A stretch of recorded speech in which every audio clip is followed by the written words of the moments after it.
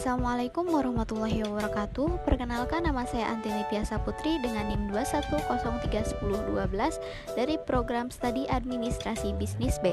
Di sini saya akan sedikit memaparkan materi tentang lingkungan bisnis, mata kuliah Business Environment. Pengertian lingkungan bisnis. Lingkungan bisnis adalah segala sesuatu yang mempengaruhi aktivitas bisnis dalam suatu organisasi. Artinya, segala aspek dan faktor, baik internal maupun eksternal, yang mempengaruhi kemajuan dan kemunduran secara kuantitatif maupun kualitatif sebuah bisnis dalam suatu organisasi yang sistematis bisa dikatakan sebagai lingkungan bisnis. Teori pengertian lingkungan bisnis.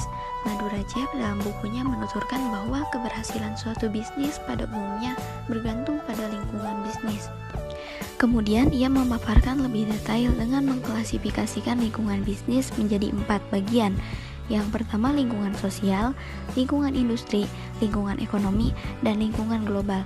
Keempat lingkungan ini menjadi faktor utama pendukung keberhasilan sebuah bisnis perusahaan. Murti Sumarni dan Jung Suprihanto dalam bukunya Pengantar Bisnis, Dasar-dasar Ekonomi Perusahaan lebih menyebutkan lingkungan bisnis dalam term lingkungan perusahaan. Mereka berdua membagi lingkungan perusahaan yang mempengaruhi operasi perusahaan menjadi 2 bagian, yaitu lingkungan umum dan lingkungan khusus. Lingkungan umum perusahaan meliputi faktor politik, hukum, sosial, perekonomian, kebudayaan, pendidikan, teknologi, dan demografi atau perkembangan penduduk.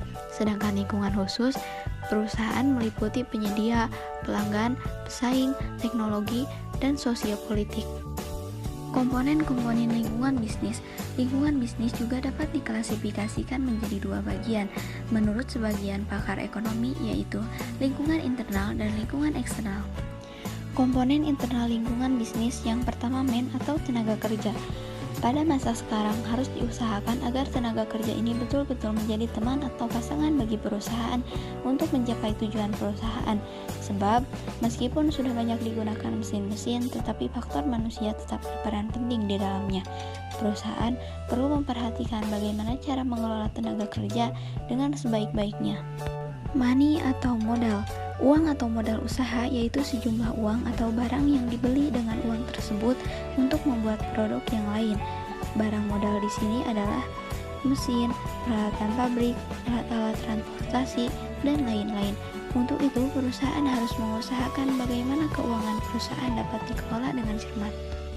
Yang ketiga, material atau bahan baku. Material ini sangat berpengaruh sekali terhadap kelancaran proses produksi, sebab merupakan faktor pendukung utama dalam proses produksi. Yang keempat, mesin atau perlengkapan peralatan produksi. Peran mesin sangatlah sentral dalam menunjang kegiatan bisnis sebuah perusahaan. Sebuah perusahaan tidak akan berdiri tanpa ditopang oleh peralatan dan perlengkapan yang dapat memproduksi barang dan jasa yang berfungsi sebagai output dari sebuah perusahaan. Perbedaan antara perlengkapan dan peralatan lebih kepada sifatnya. Perlengkapan lebih cenderung kepada barang yang berangsur-angsur habis, bahkan bisa sekali pakai langsung habis. Sedangkan peralatan lebih kepada barang yang tidak mudah habis, namun hanya mengalami penyusutan. Yang terakhir, metode atau cara kerja. Metode merupakan suatu pelaksanaan kerja produktif, misalnya pengambilan keputusan, pemberian ide atau inisiatif, dan pemikiran yang kesemuanya itu ditunjukkan agar pengelolaan sumber-sumber ekonomi dapat berjalan dengan lancar. Selanjutnya, komponen eksternal lingkungan bisnis dibagi menjadi 2, yaitu lingkungan makro dan lingkungan mikro. Pada lingkungan makro, yang pertama ada pemerintah. Pemerintah di sini sebagai pihak yang mengendalikan, mengatur, dan mempengaruhi kebijakan dan praktek sebuah organisasi secara fair dan aman bagi semua pihak. Yang kedua ada pemegang saham. Pemegang saham memiliki hak suara dalam menentukan kelanjutan bisnis sebuah perusahaan. Selanjutnya ada kreditor, menjadi pihak yang mampu menjamin keberlangsungan bisnis dalam sebuah perusahaan, terutama ketika sebuah perusahaan mengalami keadaan di mana mereka membutuhkan modal.